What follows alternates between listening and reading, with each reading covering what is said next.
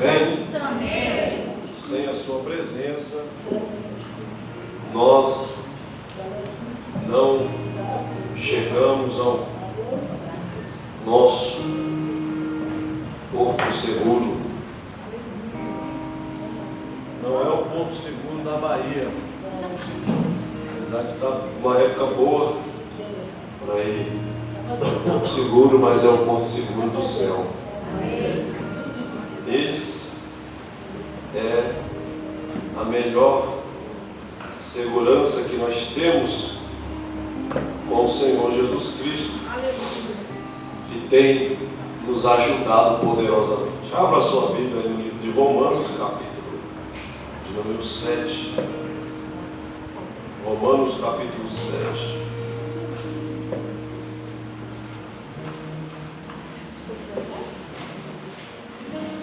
Romanos, capítulo de número 7. Aleluia! Glória a Deus. Bom estarmos aqui. Amém. E adorarmos a Deus. Amém. Verso 1: ainda não sabeis, irmãos, pois eu falo aos que conhecem a lei, que a lei, ela tem um senhorio sobre o homem enquanto este viver. Porque a mulher casada está sujeita pela lei ao marido enquanto este viver. Mas se o marido morrer, será livre da lei do marido. Assim que se em vida do marido se unir a outro homem, será chamada de adúltera. Mas se seu marido morrer, ela estará livre da lei e não será adúltera ao contrair um novo matrimônio.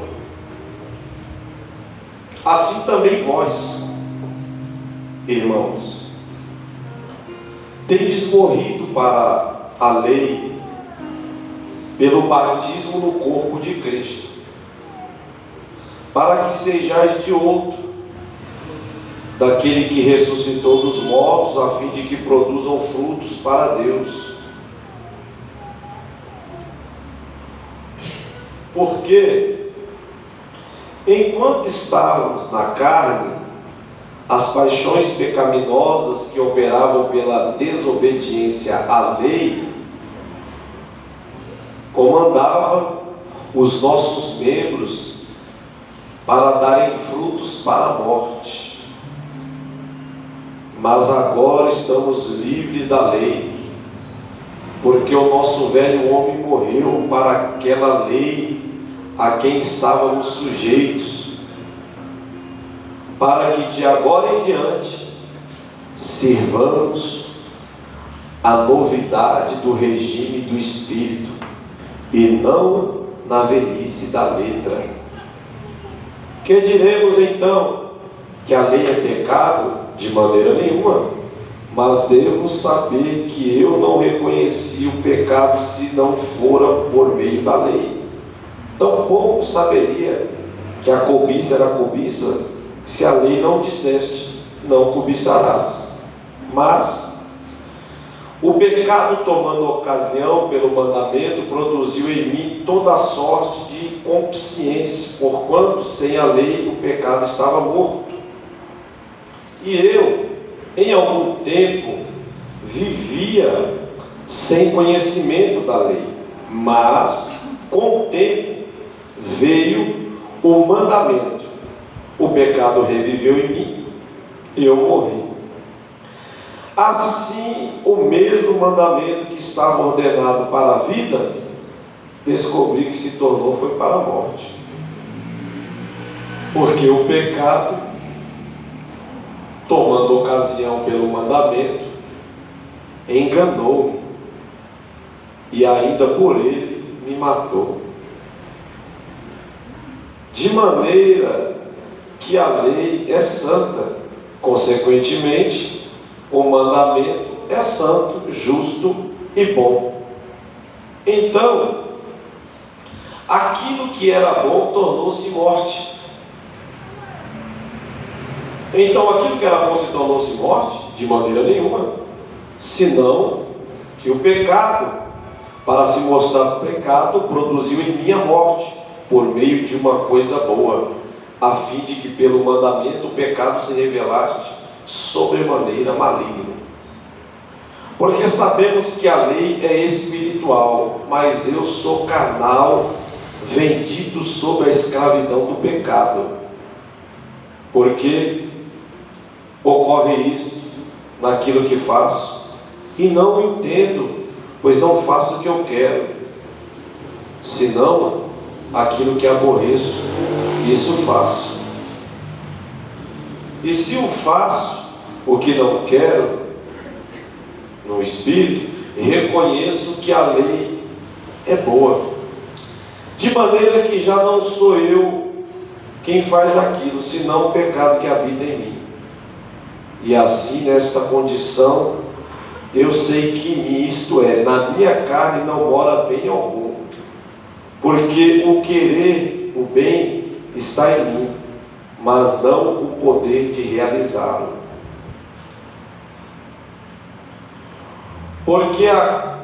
Porque acabo não fazendo o bem que quero no meu espírito, senão o mal que não quero, este acabo fazendo. E se faço o que não quero, já não sou eu quem o faz, mas o pecado que habita em mim. Assim que, querendo eu fazer o bem, acho outra lei em mim, pois quando quero fazer o bem, o mal está comigo. Porque na outra condição, segundo o homem interior, regozijo-me na lei de Deus, mas vejo nos meus instintos outra lei, que se rebela contra a lei que está gravada na minha mente, e me leva cativo sob a lei do pecado que está nos meus instintos. Então, miserável homem que sou, quem me libertará do corpo desta morte? Enfim, agora dou graças a Deus, porque Jesus Cristo, nosso Senhor, de maneira que eu de boa mente servirei a lei de Deus. Mas se escolher servir a Deus com a carne, servirei a lei de pecado. Glória a Deus. Eu gostaria, irmãos, de ficar umas 4 horas falando sobre este assunto. Vou fazer isso. Vou fazer só para não cansar os irmãos, mas eu vou fazer. Vou gravar e vou mandar a irmã colocar aí na internet sobre este assunto, que é uma coisa assim muito fundamental para a igreja. Aleluia. A igreja precisa das escrituras, da palavra. A palavra é uma coisa infalível. E a gente entende-se que o apóstolo Paulo, com a sua profundidade, esse capítulo, ele é um capítulo que ele é uma junção do livro de Gálatas, é uma junção do que Paulo continua escrevendo na igreja de Gálatas, no capítulo 5 e no capítulo 6, é uma junção do livro de Romanos. A Bíblia, ela é um quebra-cabeça. Esse quebra-cabeça, ele vai se juntando para que nós conseguimos distinguir aquilo que Deus quer falar conosco, porque Paulo está falando de uma grande luta que ele tem no seu ser. Não é uma luta contra o diabo, porque a luta contra o diabo, a gente sabe que o diabo ele sai no nome de Jesus Cristo. Mas Paulo diz que é uma luta contra ele mesmo, contra os seus sentidos, as suas vontades, as suas paixões, os seus desejos. E ele usa no verso 1: ainda não sabeis, irmãos, pois que falo a vocês que conhecem a lei, e que a lei, ela tem senhorio sobre o homem, enquanto este está vivo. Então ele leva a igreja a compreender a necessidade de um novo nascimento. Por isso que temos o batismo, porque ele é o princípio do novo nascimento. No livro do Gênesis, no capítulo 6, o verso 3, o Espírito Santo, ele vai embora da terra. Ele não fica mais na terra. Ele vai embora. O homem começa a pecar de uma tal maneira, porque o Espírito Santo, enquanto ele estava ali, ia surgindo adoradores. Você presta atenção no texto. Enquanto o Espírito Santo estava aqui na terra, ia aparecendo os adoradores, como Sete, Enos, o próprio Noé. Iam surgindo adoradores, mas o próprio Deus disse: não, o meu Espírito não ficará contendendo, brigando com o homem para sempre. Não dá, o homem não quer. E o Espírito Santo, ele vai embora, ele sai da terra. E quando o Espírito Santo, ele vai embora da terra, aí é que vira aquela destruição total. E ali, quando o Espírito Santo vai embora, Deus fala que vai colocar um limite de 120 anos. Esse limite de 120 anos não é um limite que um homem vai viver 120 anos. É um limite de destruição da terra, amém? Deus está dizendo o seguinte: daqui 120 anos a terra será destruída. É só fazer a conta, porque Noé pregou 100 anos, amém? Daqui 120, porque senão Deus não vai contradizer Deus, irmão. Abraão depois vai viver 160 anos, então como é que vai contradizer a palavra? Simples assim, amém? Jacó vai viver 140 e pouco, assim vai indo. Então Deus está colocando um limite. Se o homem só vai viver a terra só vai existir, essa situação que vocês estão vendo, 120 anos. Eu vou dar 120 anos de limite. Daqui 120 anos o julgamento vai vir sobre este lugar. E aí a gente sabe que é através do dilúvio. E quando Deus, o Espírito Santo, ele sai da terra, que é ele que está lutando para permanecer o homem firme, o homem fazendo a vontade de Deus. É sempre assim, ele está sempre lutando com o homem. O Espírito Santo está sempre lutando. Deus diz assim: não ficará mais o meu Espírito na terra. Por isso que Jesus disse: eu vou rogar ao Pai. Quer dizer, eu vou lá chorar muito, falar: Pai, manda o Espírito. Por quê? Porque o Pai já tinha decidido: não vou deixar mais o meu Espírito. Depois o Espírito Santo, ele vinha só fazer uma obra e voltava. Eu já disse aqui para os irmãos, ele passou a ficar nas rodas do trono de Deus e movia as rodas do trono, lubrificava as rodas do trono de Deus. E quando precisava fazer alguma coisa, ele vinha e voltava novamente. Só para fazer algo específico, não ficava mais, ele vinha e voltava. Está no livro de Ezequiel, capítulo 1, verso 4 e diante, você vai encontrar o Espírito Santo trabalhando nas rodas do trono. Da roda do trono ele já desceu para Atos 2 no dia de Pentecostes, saiu das rodas e desceu. O mesmo texto que está em Ezequiel capítulo 1 é o mesmo versículo que está no livro de Atos capítulo 2. Presta atenção na leitura e você vai ver. Então, o Espírito Santo, que tinha todo esse trabalho, toda essa obra de ficar convencendo, de ficar na vida do homem, ele vai embora. Quando o Espírito Santo vai embora, irmão, aí acabou a terra. A terra foi tomada de uma destruição total, porque o Espírito Santo ainda é aquele que conserva, é aquele que ainda fala no nosso ouvido, é aquele que ainda vai conversando conosco, não vai por aí. Não faça isso, não tome essa direção na tua vida, não faça desse jeito, não entre nessa porta, não desça por essa rua, não suba por essa escada. É o Espírito Santo que vai nos conduzindo, porque ele está aqui, ele está na vida da igreja. Ele está comigo e com você. Amém?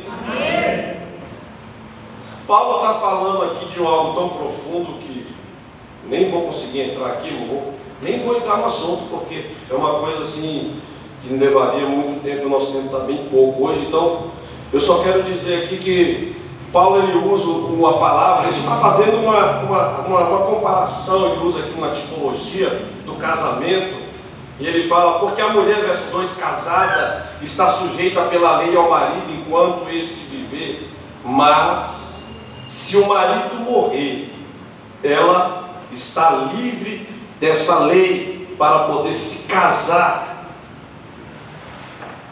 Paulo ele começa a usar esse versículo, esse texto, para mostrar como que nós chegamos diante de Deus, como que está a nossa vida diante de Deus.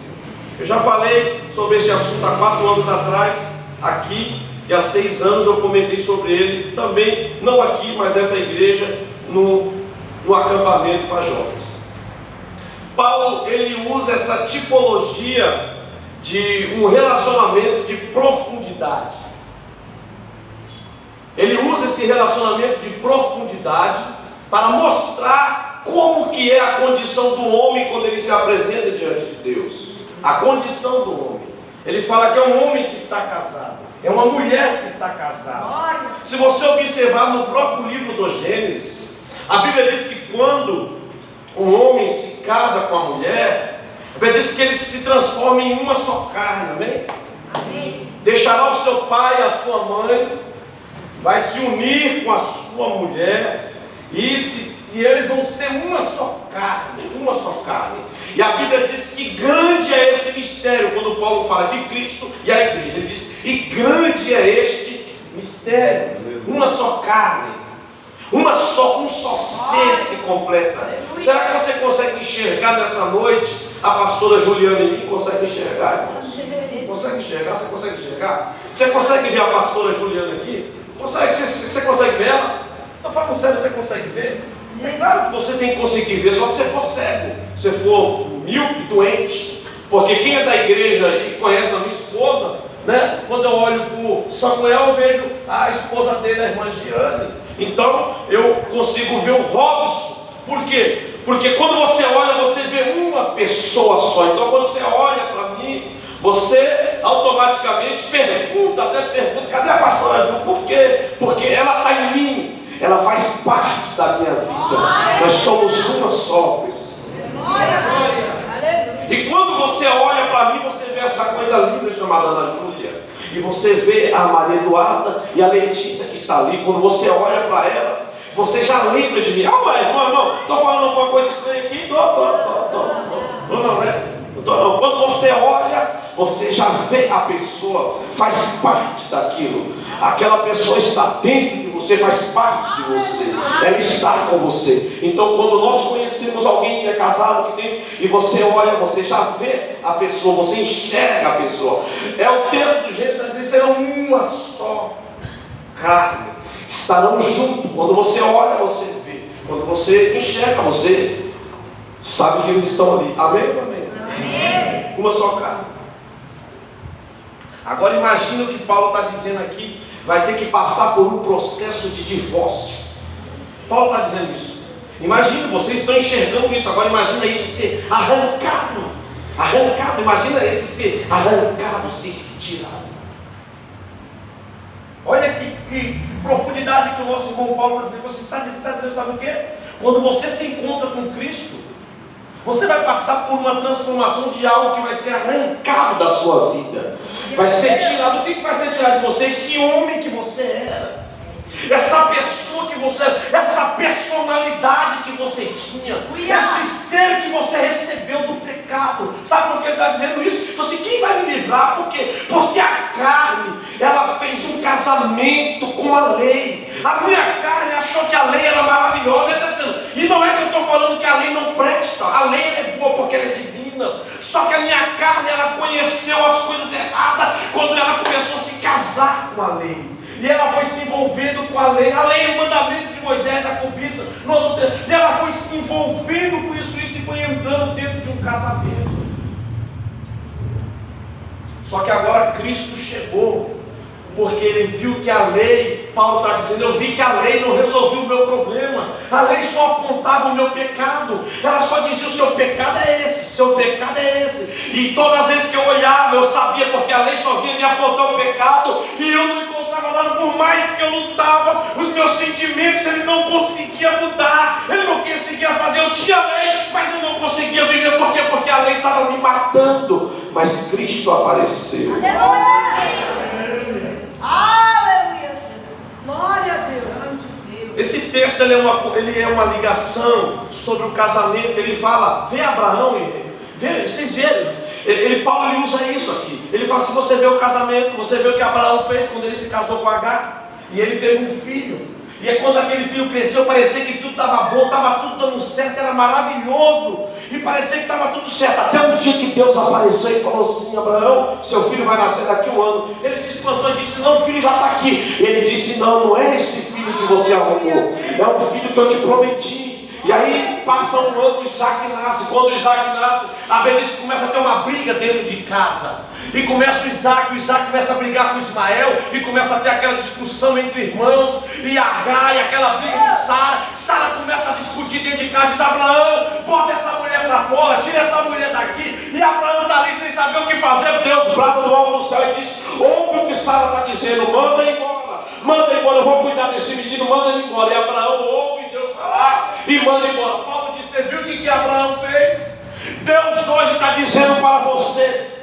Paulo está dizendo para a igreja, Deus hoje está dizendo para vocês, é tempo de vocês se divorciar do Ismael, é tempo de você deixar aquilo que você achava que era bom para a tua vida, que prestava para a tua vida, que era o objetivo da tua vida, só que agora chegou algo melhor para a tua vida. O que é, pastor? Chegou Jesus Cristo de Nazaré, a lei do céu, a glória divina, o Espírito Santo. Só que quando ela chegou em nós, ela encontrou um monte de coisas problemáticas. É glória a Jesus, aleluia. Eu não estou falando de salvação nessa noite, estou falando dos problemas psicológicos que as pessoas têm dentro da igreja. Aleluia. Escute, não estou falando de salvação, estou falando de problemas e mais problemas que as pessoas têm dentro da igreja. Pastor, pregador, membro, são pessoas que estão dentro da igreja, mas esses instintos não foram mudados dentro de si. Por quê? Porque ainda não viveu o divórcio daquilo que é do passado, que precisa sair da vida, para que aquilo que é novo de Deus, ele preencha a vida da pessoa. Aleluia, Deus lindo. Você sabe, irmãos, que existe coisas que não adianta você ficar passando tinta, igual um teto que a bispa tem lá na casa dela, já passou mais de 30 mãos de tinta, não vai resolver o problema. Existe coisas que não adianta passar mais tinta. Existe coisas que às vezes você vai pintar a parede está descascando, você fala assim, eu vou pintar aqui, não adianta, vai perder aquela tinta, aquilo vai ser jogado fora. Tem que fazer o quê, pastor? Tem que fazer uma coisa chamada raspagem. Primeiro você tem que arrancar tudo aquilo, oh, glória ao nome do Senhor. Isso daqui não é fácil, irmão, sabe por quê? Porque quando se transforma em uma só carne, lá no Gênesis, lembra? Uma só carne, irmão. Um dia eu preguei aqui sobre isso, eu peguei folhas de papel, peguei 2 folhas de papel, e o irmão deve lembrar, uma mensagem que o irmão ficou comentando, eu passei cola, né? Passei cola aqui nas folhas de papel, eu falei, isso aqui é você ser uma só carne. E quando aquela cola grudou, que foi tirar parte dessa folha do Donesse, parte dessa do Donesse, ficou aquela coisa cheia, parte de uma na outra. É isso que está dizendo, é isso que Paulo está dizendo. Você está com a sua alma marcada, o seu sentimento, sua mente, o seu corpo, a sua vida está toda marcada. Aí a gente vem para a igreja, a gente acha que é só. Não, irmão, a palavra de Deus ela é a raspagem que a cada dia ela vai raspando a minha e a tua vida. Sabe por quê? Porque existem muitos conflitos dentro dos nossos sentimentos. Existem muitas coisas que a gente fica pensando, a gente fala, mas como eu sou crente, isso acontece na minha vida, eu sou crente, eu passo por isso, eu sou crente, eu tenho essa luta no meu entorno. Sabe o que é, irmão? É o divórcio, é a lavagem na alma, é o que você precisa nessa glória ao nome do Senhor Jesus Cristo. O que Deus tem para nós é algo que é purificado. Imagine, irmãos, imagine só. Glória de Deus. Vamos voltar aqui. Imagine você olhar para mim, não conseguir enxergar mais a minha esposa. Você tem essa possibilidade? Tem? Não tenho, porque eu tenho um primo meu que está divorciado faz muitos anos. Toda vez que eu olho para ele, eu lembro da primeira esposa que ele teve. Entendeu? Você já deve ter visto isso. Isso aqui não é só eu que vejo, é só você já deve ter sentido isso. Não é só comigo. Você olha e a pessoa pode ter constituído outra família, ter feito o que for. Se a pessoa não morreu, parece que ela carrega aquele espírito nela. Parece que o espírito da outra pessoa ainda está nela, bispo. É uma coisa assim, uma coisa de doido. É só para pensar que você vê que essa é uma pura realidade da vida. Por isso que a igreja ela prega contra o divórcio. Glória ao nome dos. Pode dar glória a Deus, irmão. Você pode ser que você não ouça por aí, mas aqui você vai ouvir a palavra de Deus. Amém? A não ser que você procure o pastor e cada um tem seu caso, a gente conversa, isso é um outro assunto, amém, irmão? Porque a Bíblia dá razão para algumas coisas, a gente conversa sobre isso. Mas no decorrer daquilo é o que está na palavra de Deus. Olha, imagina você não enxergar mais isso em mim. Você não conseguir mais enxergar a careca do pastor Pedro lá da vista. Você não conseguir mais enxergar isso. Você não conseguir mais ver isso nela. Você sabe o que eu quero te dizer nessa noite, com toda essa minha loucura? Eu vou dizer aqui que nem o falecido Berg, eu estou delirando as escrituras. Aí você começa a enxergar que verdadeiramente aquela pessoa foi transformada, ela foi mudada, ela foi transformada. Porque você não enxerga mais aquilo nela. Você agora está vendo que ela recebeu um novo Senhor na vida dela, um novo marido. Agora ela tem um novo marido na vida dela. Eu consigo enxergar o novo marido que está na vida dela. Alguém está entendendo aqui o que eu estou falando, irmão? Está entendendo? Você está entendendo? Está entendendo? Pode dar uma glória a Deus? Você pode dar uma glória a Deus? Você está entendendo aquilo que está sendo falado aqui nessa noite? É por isso que tem tanta gente doida, problemática, doente dentro da igreja, que fala que é crente, quer usar o microfone, quer pregar, quer cantar, quer fazer, mas a pessoa tem vários problemas, conflitos, coisas doidas dentro de si, e a pessoa vai, e um monte de coisa, tem dia que está bem, tem dia que não está mais, tem dia que quer vir para a igreja, tem dia que não quer, tem dia que quer pregar, tem dia que quer cantar, tem dia que quer não sei o quê, e a pessoa está cheia, tem dia que quer ser crente, não quer ser mais, quer fazer, não quer ser mais. Não é que o Espírito de Deus não alcançou o seu espírito dessa pessoa, é que essa pessoa ainda não se divorciou daquilo que é velho, para começar a entrar a novidade de Deus sobre a vida dela. Só que eu estou pregando aqui nessa noite para um povo, irmãos, que quer morar no céu, que quer vida nova, que quer algo de Deus, que está guerreando no seu ser. Paulo está dizendo aqui: quem me livrará desse corpo maluco que eu vivo dentro de mim? Quem me livrará dele? Ele diz: Jesus chegou para reinar. Quando ele reinar no meu espírito, a carne não terá mais poder sobre a minha vida.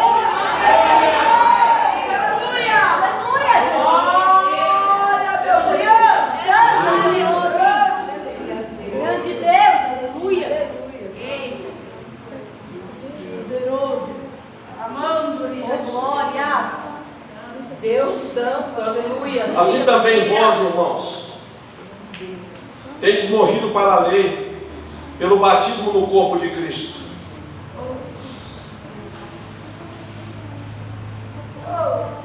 Eu disse aqui para os irmãos, Paulo disse assim em Coríntios: quando você for no açougue comprar carne, não pergunte nada. Comprar carne por causa da sua consciência. Agora, se você souber que aquela carne foi sacrificada, foi consagrada a ídolos, Apolo foi sacrificado aos deuses gregos, você não coma mais dessa carne, porque você sabe que essa carne foi sacrificada a ídolos.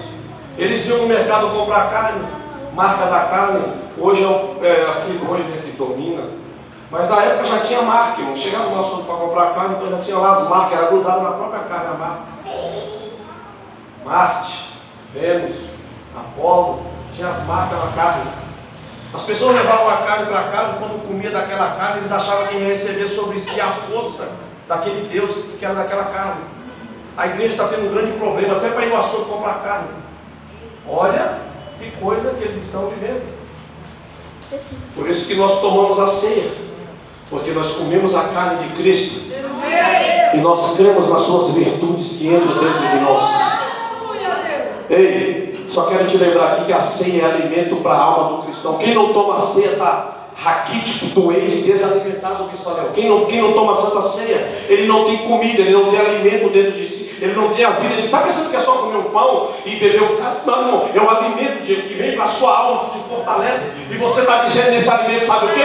Eu tenho um pacto, tenho uma aliança, a minha força vem dele, meu alimento vem dele, a minha comida vem dele. Irmão, Daniel não deixou, já que Daniel não deixou de comer das iguarias do rei, porque ele queria não se contaminar, por causa, não, ele não queria ter parte naquela mesa, porque quem comesse daquela comida estava se envolvendo com Deus daquela comida. Então ele falou assim: dessa comida eu não como. No capítulo 11 do livro de Daniel, o que está acontecendo no capítulo 11? Está tendo uma aliança numa mesa, e ali há a manifestação do que significa o que Daniel fez. Ele está dizendo: se eu comer dessa comida, eu tenho que me dobrar diante desse Deus. Então eu não vou comer mais dessa comida, eu vou comer, não, eu vou comer a comida do céu para a minha vida. Oh, glória ao nome do Senhor Jesus Cristo. Oh, glória. Sabe por que tem muita gente que está doente na igreja, irmão? Porque não come mais da comida do céu. Ele não se alimenta da palavra. A palavra é a comida do céu. Quem não come da comida do céu, ele é doente da alma, ele é problemático, ele é mentiroso, ele é fofoqueiro, fala mal dos outros, ele não tem os instintos de Deus dentro do seu coração, ele odeia, ele inveja, ele tem fornicação, ele tem prostituição, ele tem lascívia. Não. Por quê? Porque a palavra de Deus não penetra, não entra no coração. Mas a lixa de Deus está aqui nessa noite. Ele está dizendo: eu quero que a tua parede seja nova, seja bonita, mas deixa eu te lixar.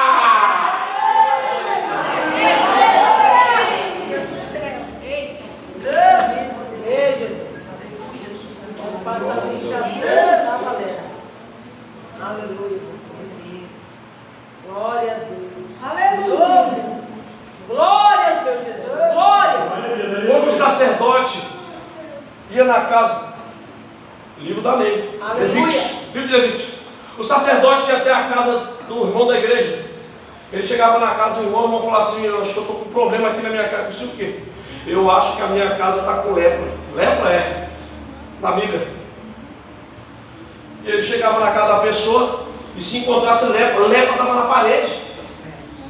Por isso que uma casa era santificada. Aquela das 3 terça-feira atrás, uma casa era santificada. Por que a casa pagava para ser santificada? Para a lepra não pegar a casa. Olha que coisa doida, irmão.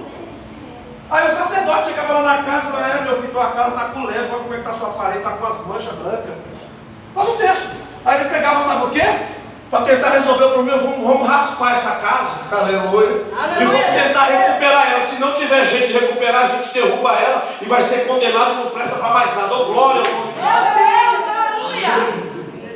Chegava lá e começava a rapar a parede, rapava a parede da casa, esperava mais uns dias e voltava, Felipe. Se ele visse que o problema foi resolvido, fala: glória a Deus, a tua casa ainda dá para continuar vivendo, a coisa ainda está boa, a tua casa está de pé, pode continuar. Mas se ele voltasse lá e a parede continuasse mostrando aquelas manchas brancas, ele diz: está condenado, pode derrubar no chão porque não presta para mais nada, irmão. Glória a Deus que a gente ainda está aqui nessa noite. Deus está tendo misericórdia de alguém neste lugar e está dizendo: se você já está ouvindo a palavra, sabe o que é? É porque ainda há uma esperança para a tua vida, para a tua alma. Por quê? Porque quando chegar o momento que você não puder mais entrar nessa porta para ouvir a palavra, é que já cessou para você, seu tempo acabou, tua casa caiu e não tem mais jeito. Mas graças a Deus que tem alguém aqui nessa noite, mesmo que você esteja com os conflitos da tua alma, vivendo com problemas, dores, pecados, mas você chegou aqui diante daquele que pode te livrar desse corpo do pecado, da corrupção.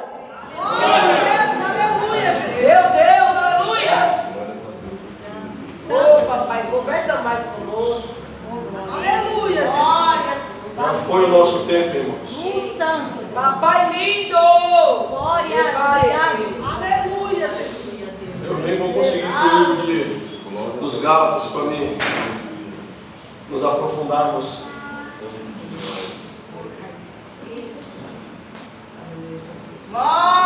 As pessoas às vezes não queriam chamar o sacerdote porque tinha o risco de perder a casa. Então, entre eu perder meu patrimônio, eu vou ficar levando com a barriga. Entre eu perder aquilo que eu tenho, eu vou.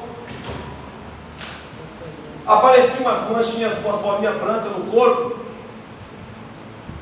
E os levíticos. E eles tinham que correr lá e avisar para o sacerdote que apareceu umas bolinhas brancas. Ele tinha que falar: apareceu umas bolinhas brancas aqui na minha perna, no meu braço. Aí o sacerdote tirava a roupa do camarada, tirava a roupa, levava ele para uma sala que tinha lá, tirava a roupa dele e começava a examinar o camarada. Não é fácil a vida, irmão, a vida de sacerdote não é fácil, a gente passa por cada coisa. Imagina naquela época, você passa por cada coisa, bispo, pensa que é para deixar o camarada pelado e você ficar lá examinando o camarada pelado, examinar ele para ver. Aí o sacerdote pegava um isopo, um tipo de uma erva, molhava ela no texugo e passava no lugar do corpo do camarada. E aí, depois de 7 dias, ele via novamente para ver se aquilo parou de crescer, se tivesse parado, é porque ele estava considerado que ele estava bem. Agora, se aquilo continuasse a crescer, ele só ia ouvir uma palavra dizendo assim: imundo. E ele era banido da família, banido do arraial. Ele ia ter que morar num lugar desgraçado, miserável, onde só tinha gente, ninguém podia tocar nem chegar perto. Tinha que amarrar um sino no pescoço. Sabe aquele sino que as vacas usam? Sabe? Ele tinha que amarrar um daquele.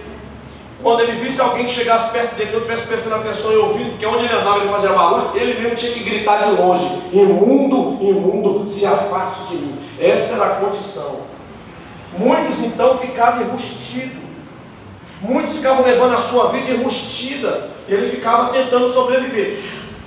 Como a glória de Deus em certo tempo era tão grande, não dava para ficar enrustido. Deus revelava, as coisas aconteciam, aconteceu alguma coisa. Quando não tinha a glória de Deus, aí ficava enrustido, não dava em nada. É o que acontece na igreja, irmão. Enquanto a pessoa vai ficando enrustida, que não tem fogo de Deus, a pessoa vai aprontando, vai fazendo 1001, não vai dar em nada. Mas quando o fogo de Deus começa a vir, a presença de Deus começa a vir, irmão, não suporta. Sabe por quê?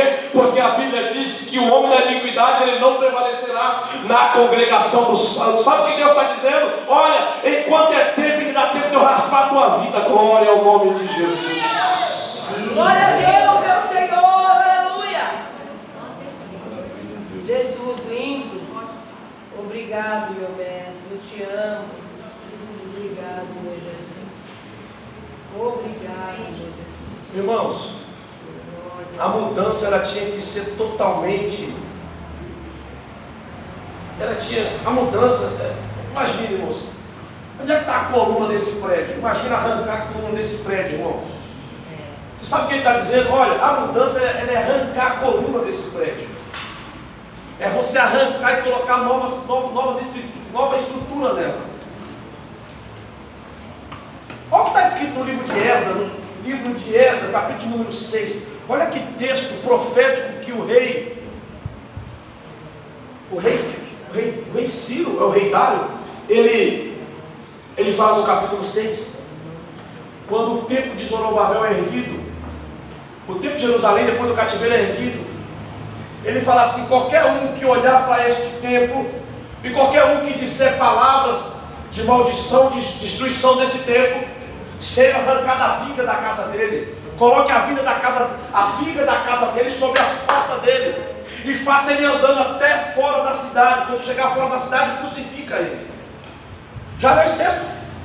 Crucifica essa pessoa, arranca a viga da casa dele, bota nas costas dele, faz ele caminhar pela cidade. Irmãos, eles confundiram o que Jesus disse quando ele falou assim: derrubarei esse templo, em 3 dias edificarei novamente. Eles falam: Jesus foi condenado por causa dessa palavra. Fala assim, começaram a dizer que você vai derrubar o templo, porque a lei dos romanos, ela permitia, irmãos, você colocar uma pessoa no madeiro. Você vai ver que os outros 2 bandidos, eles não são arrastados pela cidade levando a cruz. Só Jesus que levou a cruz, porque essa era uma lei judaica que veio nesse capítulo 6 do livro de Esdras. Essa lei foi colocada, uma lei judaica. Por isso que os outros ladrões não carregam a cruz, só Jesus que carrega a cruz. E sabe o que é pior de tudo, irmão? Para Jesus carregar essa cruz, eles foram na casa dele, derrubaram a casa dele, e a mãe dele ficou sem ter onde morar. Derrubaram a casa dele, pegaram a viga central da casa e colocaram nas costas de Jesus. A mãe de Jesus não tinha mais onde morar. Está escrito na Bíblia, tá, irmãos? Jesus, quando ele está na cruz, ele olha para João e fala: recebe ela na tua casa. Sabe o que Jesus está dizendo? Ela não tem mais onde morar. Por quê? Ela não tem mais onde viver, porque a casa caiu. Eu vim trazendo a estrutura da casa até aqui. Por quê? Porque tem que trocar a viga. A viga tem que ser mudada. Para ela ser mudada, tem que acontecer algo radical na nossa vida, e que faça com que aquilo caia e cresça algo novo. Irmãos, ser cristão é viver uma vida nova. É tanta pessoa dizendo que é crente, querendo abrir igreja, querendo fazer tanta coisa. Deus está aqui, eu sinto Ele na minha alma para dizer para você: será que você consegue pelo menos ser crente para ir morar no céu primeiro, para depois querer fazer qualquer outra coisa? Meu Deus, Jesus maravilhoso. Oh, meu Jesus. Rabai, olhei, meu Deus, irmãos, eu não vou conseguir. Falta 5 minutos. Deus, glorioso Deus. Eu queria pregar muito sobre o livro de Deus, Gálatas, prepara o como ele vai. para nós compreendermos esse texto.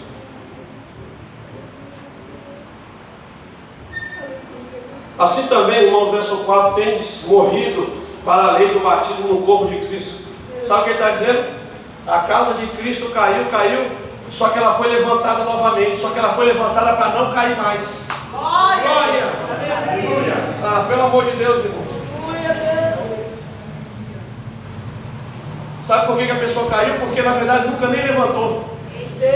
Glória a Deus. Tem muita gente que fala, caiu, mas nunca nem levantou. Como é que vai cair aquilo que nem levantou ainda? Aleluia. Sabe o que ele está dizendo? Assim como a casa de Cristo caiu, aleluia, só que ele ressuscitou com um tabernáculo novo. Glória ao nome do Senhor Jesus. Um tabernáculo novo. Esse tabernáculo não pega mais lepra, ele não pega mais imundícia, ele não pega mais, não. Esse tabernáculo novo que se levantou, ele é diferente agora. Ele levantou com uma capacidade poderosa, gloriosa, sobrenatural, uma capacidade sobre a sua vida. Ei, irmão, oh glória ao nome do Senhor Jesus Cristo. Deus quer fazer uma revolução nessa igreja, na nossa vida, na nossa mente, no nosso coração, no nosso ser.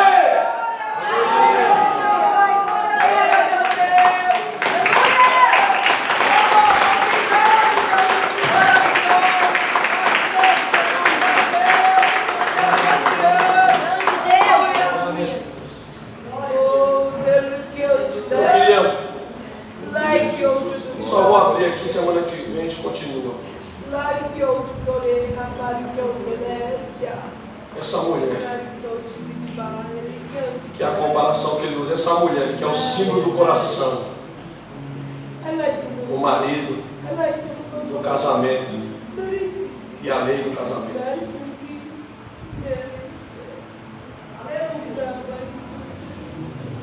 Sabe qual é o problema? A igreja quer um novo marido sem desfazer do velho. Ele está dizendo aqui, não tem como, se fizer isso, será chamada de A. Será chamada de A. Deus não tem negócio com adulto, ele tem uma noiva santa, lavada, remida no sangue.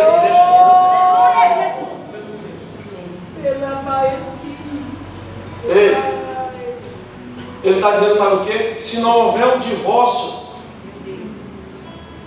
será chamada adúltera.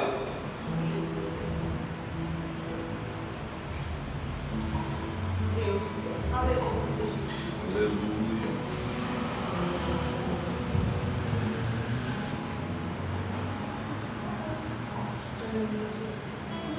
Israel chegou uma época que eles viviam assim.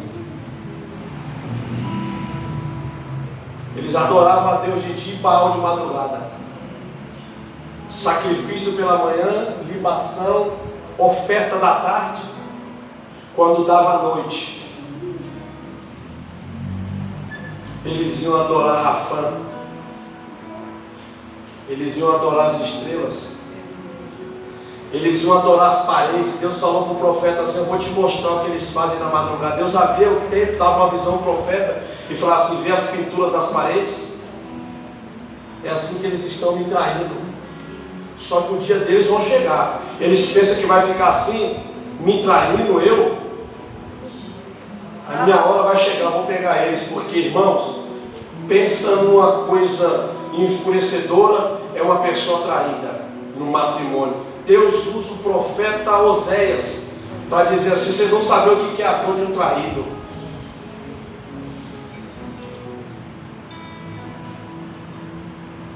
Nós temos que ter só um marido. Um marido. Beijo, Jesus não quer dividir nós com nada. amém. Aleluia. Um marido. Amém. Põe de pé. Não dá mais para a gente continuar, porque vão passar do horário, eu não quero.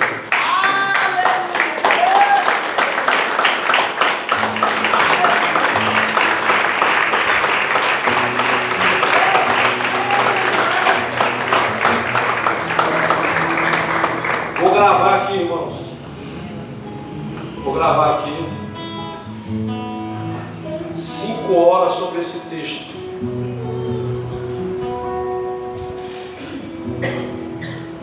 Eu sei que as pessoas não vêm para ouvir, então eu vou gravar. Mas se você quiser, você ouve em casa. 5 horas.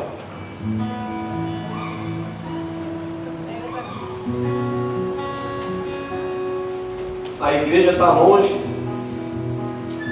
Por mais que a gente pensa Muitas vezes estamos longe do Santo do Santo. Estamos no pátio. Estamos às vezes só no ato.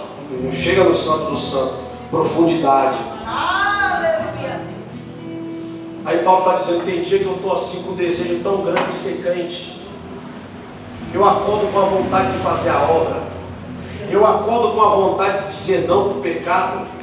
Aí de repente, eu olho para o meu ser e eu vejo essa luta em mim. E ele descobre que ele precisa se divorciar de uma totalidade, se grudar com o novo marido. E a igreja que é espiritual sabe, eu preciso me agarrar nele. De uma tal maneira. Aleluia. Aleluia. De uma tal maneira que quando alguém olhar, eles sabem de quem que eu sou marido. Aleluia. Deus santo, aleluia. Não é no altar. Irmão, não é na pregação que se descobre quem é o marido dela. É no dia a dia. É no trabalho, é na escola. É no quintal da casa, do condomínio. É no relacionamento com a família. É no relacionamento com a igreja. É no relacionamento com os irmãos. Que as pessoas olham e dizem, ele casou mesmo, ele se divorciou do pecado. E agora eu vejo verdadeiramente, aleluia, que há algo novo na vida dela, na vida dele. Oh, aleluia. Se alguém não está vendo isso, é porque o teu corpo ainda, ele não tem sido dominado pela glória, pela graça. Se alguém não tem visto isso, é porque nós estamos em falha com o nosso marido. Nós não temos declarado esse relacionamento que nós temos. Nós não temos gritado para que todos ouçam e saibam de quem nós somos. Nós não temos manifestado nos nossos membros do corpo as nossas atitudes, os nossos sentimentos. Ele não tem mostrado quem ele é. Alabaio que mandar a chore calamaia. Aleluia.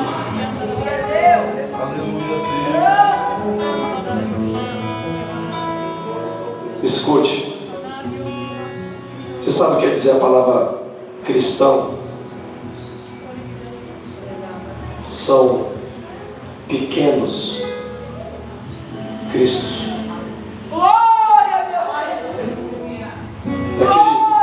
Aquele bando de soldadinho.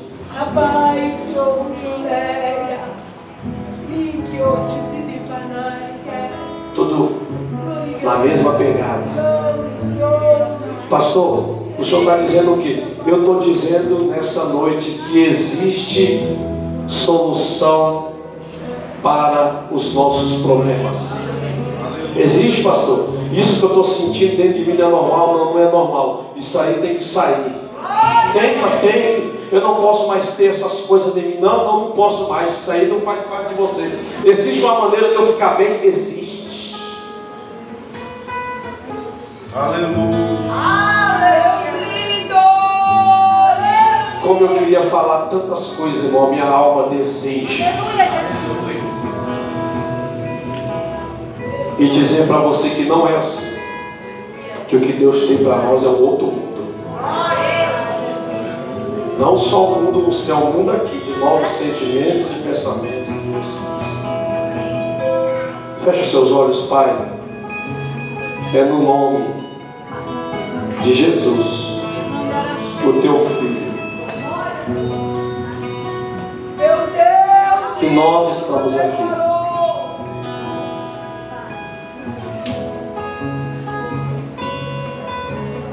Fácil, Paulo está dizendo que não é, porque ele usa a tipologia de um divórcio.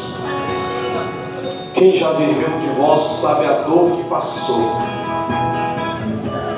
Mas ele está falando do divórcio contra o mundo e viver para Cristo. Quantos não querem se esforçar para isso? Quantos não querem se esforçar para uma nova estrutura da casa? Quantos não querem carregar a viga até o lugar da crucificação? Assim como ele mesmo disse que a carne dele foi crucificada com Cristo, que ele não vivia mais ele, mas Cristo vivia. Oh, aleluia! Quantos não querem levar? Quantos não querem caminhar? Alamaio querem machore. Quantos não querem subir o monte como foi cantado aqui? Não querem ir ao lugar aonde a santidade está aguardando. Não querem se esforçar para subir a montanha da santificação. Não querem subir o monte da santidade do Senhor. Mas tem um povo aqui que quer ser puro e limpo de coração. Ele é maior, é manto e me faço e derrebe. Glória a Deus. Glória a Deus. Amém, meus irmãos. Se assente, por favor.